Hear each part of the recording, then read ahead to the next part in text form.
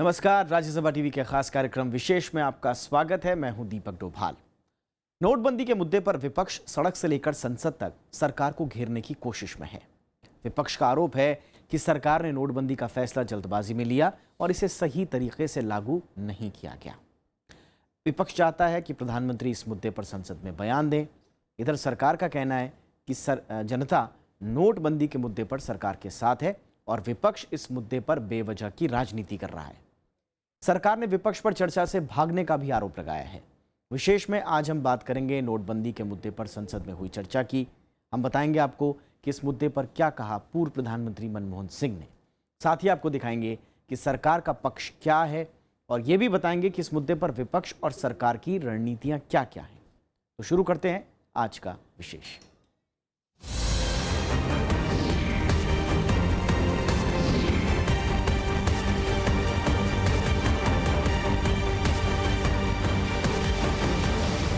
नोटबंदी पर गहराती तकरार के बीच सरकार आम लोगों की सुविधा बढ़ाने पर जोर दे रही है।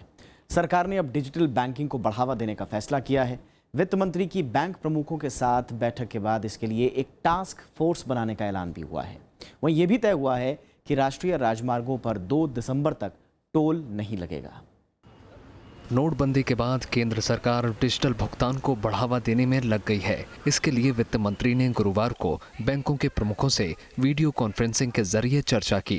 वित्त मंत्री ने बताया कि डिजिटल बैंकिंग के लिए स्टाफ फोर्स बनाने का फैसला हुआ है। ग्रामीण क्षेत्रों के बारे में ये कहा गया कि जहां मोबाइल ऐप्स के पहुंचने में तकलीफ है वहां पॉस मशीन्स का इस्तेमाल करें और इसलिए उस डिजिटलाइजेशन के लिए भी जो इंफ्रास्ट्रक्चर बैकबोन रिक्वायर्ड है वो भी बढ़ेगा, लेकिन छोटे शहरों तक, सेमी अर्बन एरियाज तक इसका एक्सपेंशन में काफी सुविधा आएगी। सड़क परिवहन मंत्रालय ने राष्ट्रीय राजमार्गों पर 2 दिसंबर की आधी रात टोल वसूली पर रोक लगा दी है। 2 दिसंबर के बाद से यहां 500 के पुराने नोट से यात्री टोल भर सकेंगे। इसके अलावा टोल प्लाजा पर कार्ड से भुगतान के लिए सुविधाएं बढ़ाई जाएंगी। सुप्रीम कोर्ट शुक्रवार को सहकारी बैंकों से जुड़े एक याचिका की सुनवाई करेगा। तमिलनाडु में सहकारी बैंक के एक ग्राहक ने ये दायर की है। इसमें कहा गया है कि केंद्र सरकार सहकारी बैंकों को पुराने नोट बदलने और पैसे निकालने की छूट दे। वहीं मुंबई हाई कोर्ट ने राज्य के सहकारी बैंकों की याचिका की सुनवाई से इनकार कर दिया है। कोर्ट ने बैंकों को सुप्रीम कोर्ट जाकर हाई कोर्ट में सुनवाई पर स्पष्टीकरण लेने को कहा है। Bureau report, Rajya Sabha TV. Rajya Sabha में शीतकालीन सत्र के पहले ही दिन से विमुद्रीकरण पर चर्चा हो रही है। पहले दिन अच्छे माहौल में चर्चा हुई, लेकिन दूसरे दिन से सरकार और विपक्ष के बीच गतिरोध शुरू हो गया, जो आज तक जारी है। विपक्ष पूरी चर्चा के दौरान सदन में प्रधानमंत्री के मौजूद रहने पर अड़ा हुआ है।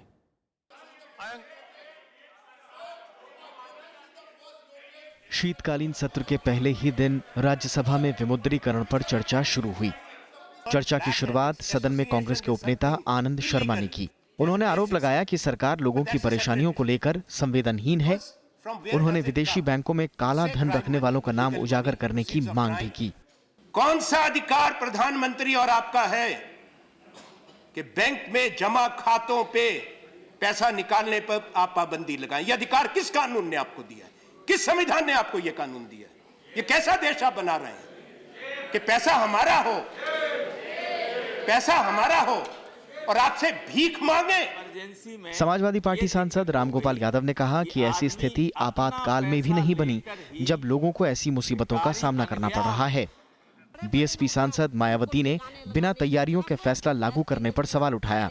इन्होंने 10 महीने में, यदि सही मायने में इन्होंने ईमानदारी निष्ठा से जो आप फैसला लिया है, इसकी तैयारी की होती 10 महीने के अंदर, तो 10 महीने में जो आज प्रॉब्लम क्रिएट हुई है ये नहीं होती, बल्कि 10 महीनों के अंदर इस ओर ध्यान देने की बजाय इन्होंने अपनी पार्टी की तरफ ध्यान दिया। इस इमरजेंसी में ये दिक्कत हो गई कि आदमी अपना पैसा लेकर ही भिखारी बन गया। बैंक के सामने खड़ा है कि मेरा पैसा है, उसकी जगह मेरा पैसा दे दो। सीपीएम सांसद सीताराम येचुरी ने आरोप लगाया कि 8 नवंबर को घोषणा से पहले ही बीजेपी की पश्चिम बंगाल इकाई ने बैंक में 1 करोड़ के पुराने नोट जमा कराए।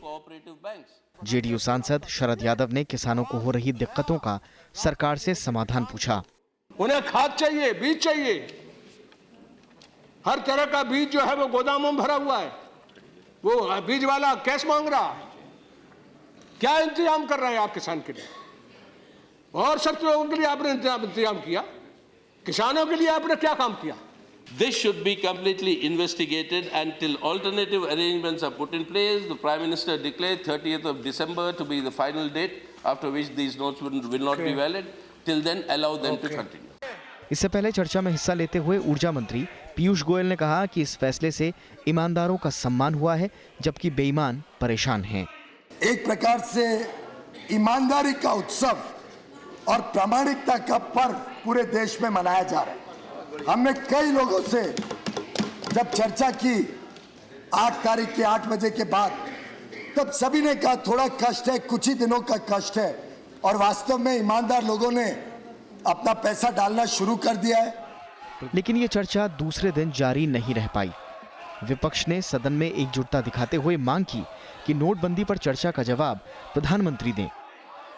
सदन की कार्रवाई शुरू होते ही कांग्रेस, टीएमसी और बीएसपी समेत कई पार्टियों के सदस्यों ने कहा कि प्रधानमंत्री सदन में आकर बहस में हिस्सा लें। हमारी मांग इस सुबह से ही है कि तब तक आगे इसकी कार्रवाई नहीं होगी, आगे जो बहस नहीं चलेगी जब तक माननीय प्रधानमंत्री जी सदन में, राज्यसभा में नहीं आते और लोगों की भावनाएं, एमपीज की भावनाएं और एमपीज के विचार न सुने। सदन में शून्यकाल और प्रश्नकाल बाधित हुआ, जिसके बाद उपसभापति ने सदस्यों को समझाने की कोशिश की, लेकिन गतिरोध नहीं थमा। सरकार ने विपक्ष पर चर्चा से भागने का आरोप लगाया। अब पहले बहस होने दो ना, बाद में कौन समाधान देगा? बहस का समाधान कौन देते? सरकार देते। सरकार माने कौन है? संबंधित मंत्री भी हो सकता है, विषय जिनका है तो वो भी हो सकता है। उस समय अनुसार और नियम के अनुसार, परंपरा के अनुसार समाधान होगा। इस बीच सरकार ने साफ किया कि नोटबंदी का फैसला किसी हाल में वापस नहीं लिया जाएगा। सत्र के तीसरे, चौथे और 5वें दिन भी गतिरोध जारी रहा और विपक्ष लगातार प्रधानमंत्री की मौजूदगी की मांग करता रहा। छठे दिन की शुरुआत भी अवरोध के साथ हुई, लेकिन सदन चलने की कुछ आस तब जगी जब प्रधानमंत्री सदन में आए। उनकी मौजूदगी में नोटबंदी पर चर्चा आगे बढ़ी। विपक्ष की तरफ से पूर्व प्रधानमंत्री मनमोहन सिंह ने सरकार के नोटबंदी के फैसले पर सवाल खड़े किए। उन्होंने इसे संगठित और वैध लूट का मामला करार दिया। In the process of demonetization, monumental mismanagement has been undertaken, about which today there is no two opinions in the country as a whole. It is important to take note of the grievances of the people, the ordinary people who have suffered as a result of this imposition on the country overnight by the Prime Minister. बहस में कई दूसरे सांसदों ने भी हिस्सा लिया और नोटबंदी की कई खामियां उजागर की। लेकिन भोजनावकाश के बाद सदन में फिर गतिरोध शुरू हो गया और विपक्ष ने प्रधानमंत्री की गैर मौजूदगी पर सवाल उठाए।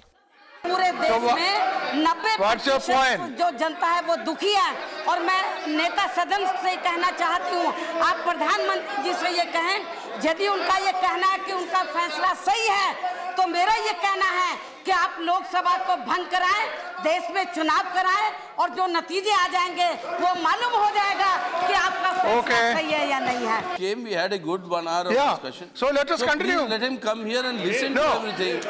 See how you see. No, let us continue. Sir, they are very serious. How can you say he should be always? इधर सरकार का कहना था कि प्रधानमंत्री चर्चा में हिस्सा ले रहे हैं और जवाब देने के लिए सदन में आएंगे। जो पहले दिन चर्चा आरंभ हुई थी वो चर्चा कंटिन्यू करें। विपक्ष की तरफ से कहा गया कि प्रधानमंत्री जी उस चर्चा में आएंगे या नहीं आएंगे। आज ये भी स्पष्ट कर दिया कि उस चर्चा में वो भाग लेंगे। मुझे शक था और वो शक अब यकीन में प्रूव हो रहा है कि विपक्ष चर्चा से भागना चाहता है। सरकार ने विरोधी दलों पर बहस से पीछे हटने का आरोप लगाया। गतिरोध नहीं थमा और चर्चा एक बार फिर से पूरी नहीं हो पाई। गतिरोध की वजह से सदन की कार्रवाई शुक्रवार सुबह 11 बजे तक के लिए स्थगित करनी पड़ी। कृति मिश्रा के साथ विशाल दहिया, राज्यसभा टीवी। विमुद्रीकरण के मसले पर राज्यसभा में आज विपक्ष ने सरकार को घेरने की कोशिश की। कांग्रेस सांसद और पूर्व प्रधानमंत्री मनमोहन सिंह ने इस मुद्दे पर सत्ता पक्ष की कड़ी आलोचना की। उन्होंने नोटबंदी को लागू कराने के तौर तरीकों को भारी असफलता करार दिया।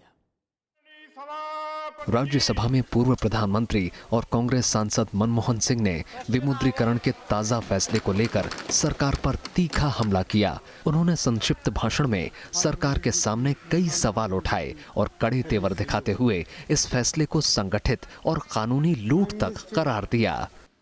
Cooperative banking system which serves large number of people in the rural areas is non-functional, has been prevented from handling cash. So, in all these measures convinced me that the way the scheme has been implemented, it's a monumental management failure, and in fact, it is a case of organized loot and legalized plunder. Manmohan Singh ने कहा कि किसानों और असंगठित क्षेत्र के कामगारों के लिए मुश्किलें बढ़ती जा रही हैं। उन्होंने 50 दिनों में हालात सामान्य होने के प्रधानमंत्री के दावे पर सवाल उठाए और कहा कि इतने कम समय में ही देश में कई लोगों की मौतें हो चुकी हैं, लिहाजा इस फैसले पर फिर से विचार करें। मनमोहन सिंह ने कहा कि ताजा फैसले से आर्थिक विकास दर 2% तक गिर सकती है।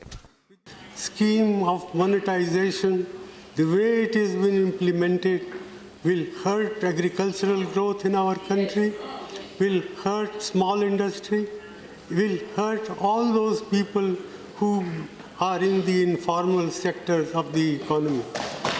And my own feeling is that the national income, that is the GDP of the country, can decline by about 2 percentage points as a result of what has been done.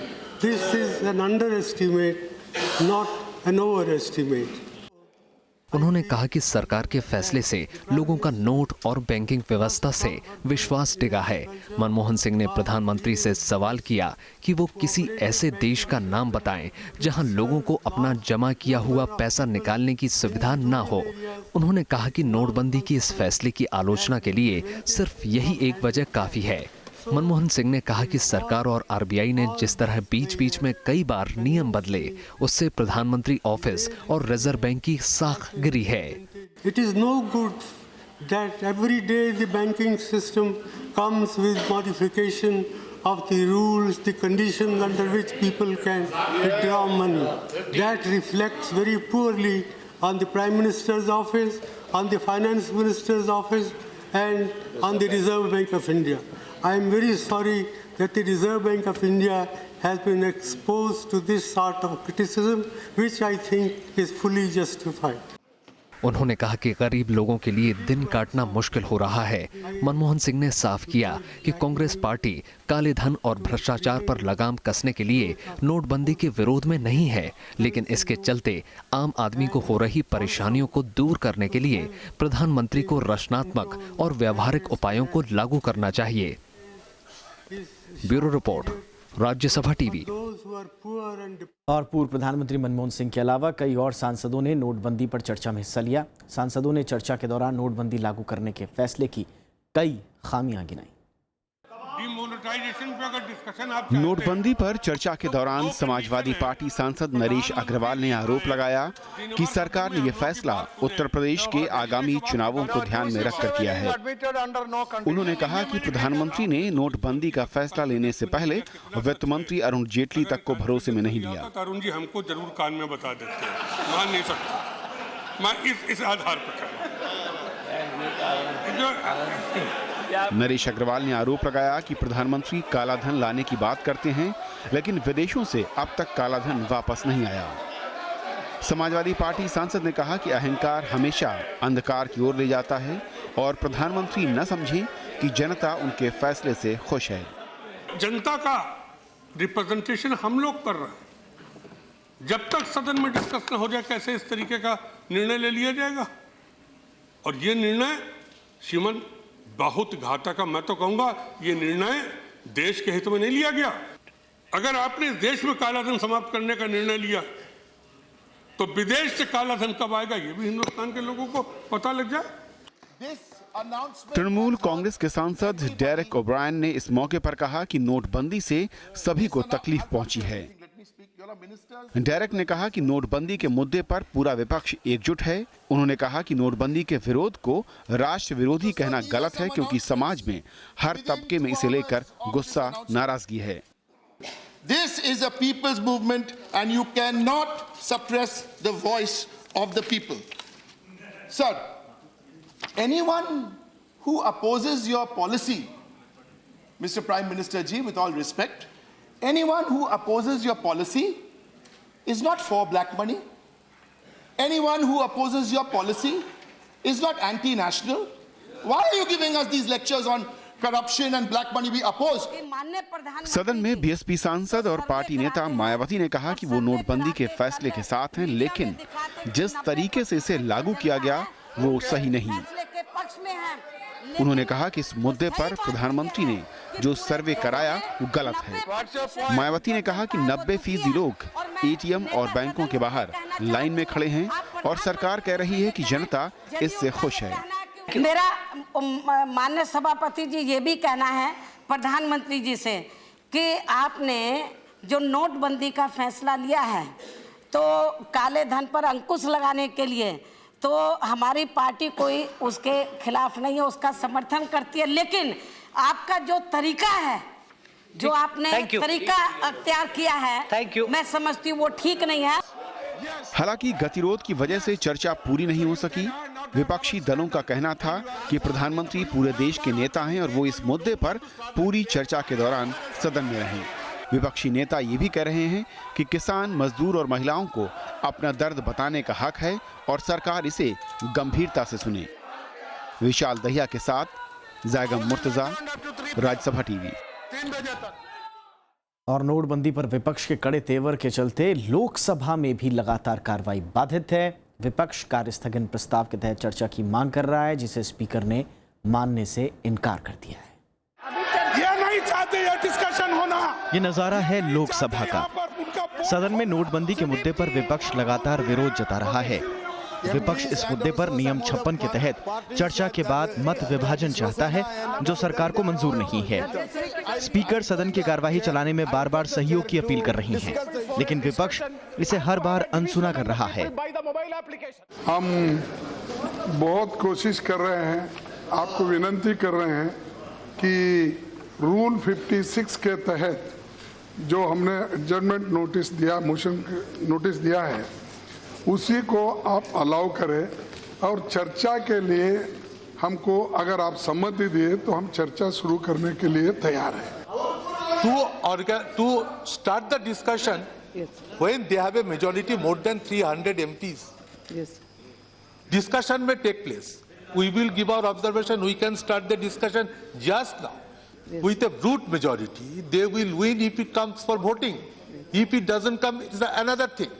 But I will fervently request you to sit in interaction with the government and to see that the debate starts from tomorrow under adjournment motion under Rule 56. The sufferings of the common people and farmers standing in queue to get lower denomination in front of the ATMs and banks, madam, after denomination of the government announcement of the denomination. For that purpose only, we want discussion on adjournment motion already given. सरकार ने सदन की कार्यवाही बाधित करने के लिए विपक्ष को जिम्मेदार ठहराया है। सरकार का आरोप है कि विपक्ष सिर्फ बहानेबाजी कर रहा है, वरना जनता सरकार के फैसले से खुश है। सरकार ने विपक्षी सांसदों पर सदन के नियमों के विरुद्ध काम करने का भी आरोप लगाया। 17 तारीख से हर दिन हम उनको निवेदन कर रहे हैं, आप बहस करो, आप चर्चा करो। जो मोदी जी ने, भारत सरकार ने काले धन के खिलाफ एक संघर्ष शुरू किया है, इसके बारे में चर्चा करने के लिए पूरा एनडीए और भारतीय जनता पार्टी तैयार है। हर पहलू पर हम चर्चा करने के लिए तैयार है। सरकार नोटबंदी पर सिर्फ चर्चा चाहती है, वोटिंग नहीं। इधर विपक्ष लगातार सदन में नियम 56 के तहत काम रोको प्रस्ताव के जरिए चर्चा की मांग दोहरा रहा है। इस मुद्दे पर कांग्रेस के साथ TMC, AIADMK, NCP, RJD, JDU और वामपंथी दलों समेत पूरा विपक्ष एकजुट दिख रहा है। Bureau report, Rajya Sabha TV. तो इस तरह से नोटबंदी के फैसले के बाद धीरे धीरे विपक्षी पार्टियां एकजुट होती गईं। कई पार्टियां खुलकर इस फैसले की मुखालफत कर रही हैं। संसद के भीतर और बाहर प्रदर्शन जारी है, लेकिन इसी बीच विपक्षी दलों ने यह फैसला किया है कि वो 28 नवंबर को देश भर में आक्रोश दिवस मनाएंगे।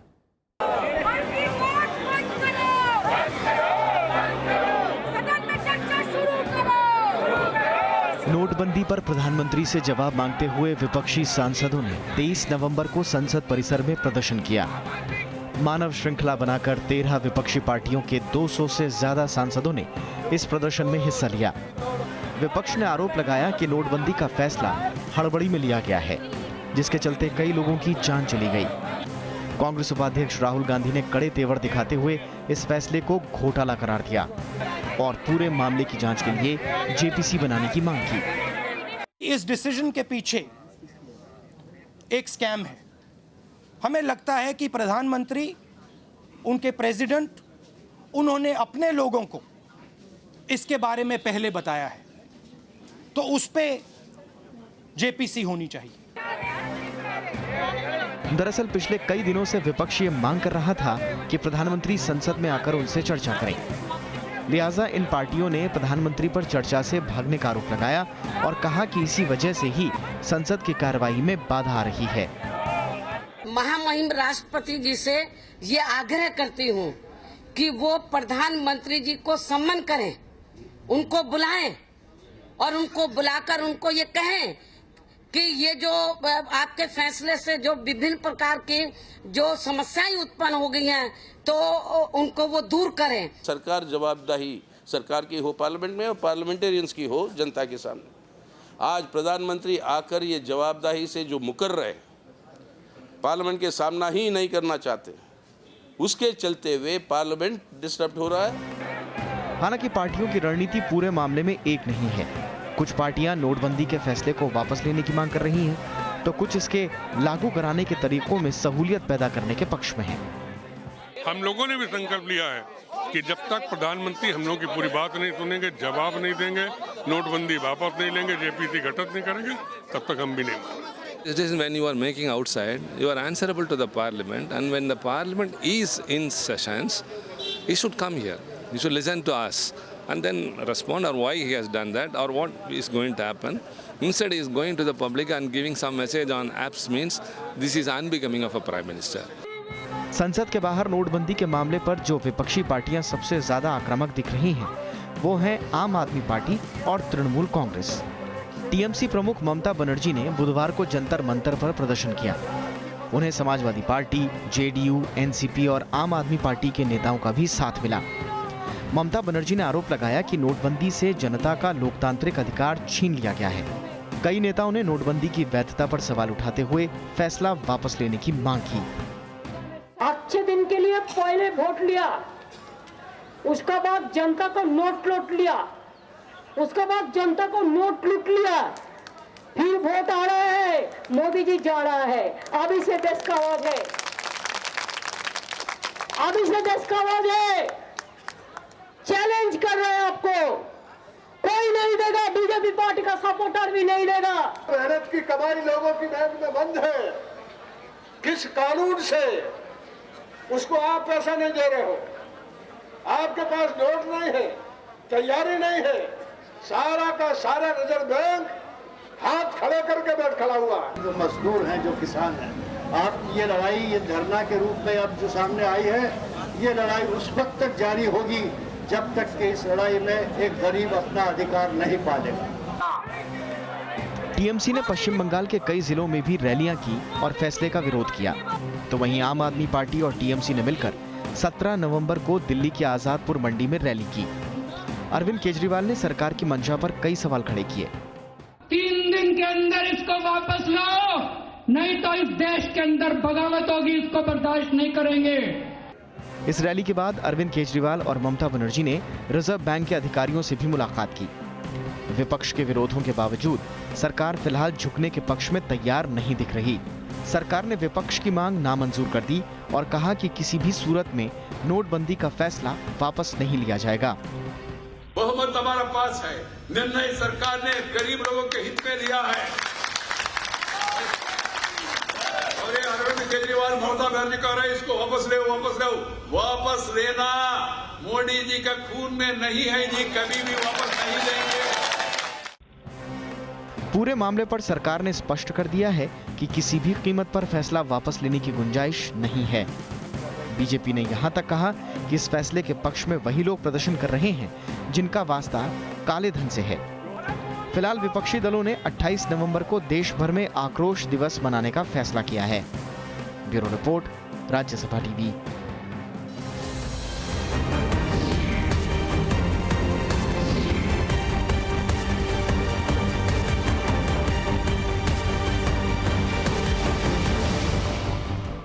तो ये था आज का विशेष।